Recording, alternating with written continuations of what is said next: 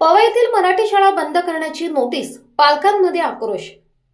मुंबई मनपाची पवई येथील मराठी शाळा दुर्गादेवी मनपा मराठी शाळा अचानक बंद करण्याची नोटीस आल्याने पालकांमध्ये एकच आक्रोश सुरू झालाय।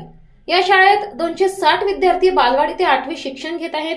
मात्र इथे रस्त्याचे काम सुरू असताना एका वर्गाच्या भिंतीला जेसीबीचा धक्का लागला आणि भिंतीचा काही भाग खचला। 1960 पासून होती, चाल पासून होती, 4 शाळा होती गुजराती।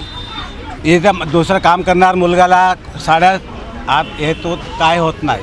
ते यांच्या 4 झाली का गुजराती स्कूल घाटकोपरला जायचं, इथे मजदूरला साड्या वगैरे काय होत।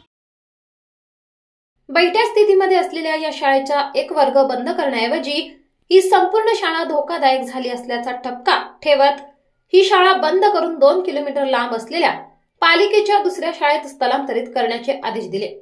ही शाळा चांदीवलीच्या मध्यावर मोक्याच्या ठिकाणी असल्याने हे आजूबाजूच्या विकासकांचे षडयंत्र असल्याचा संशय आहे।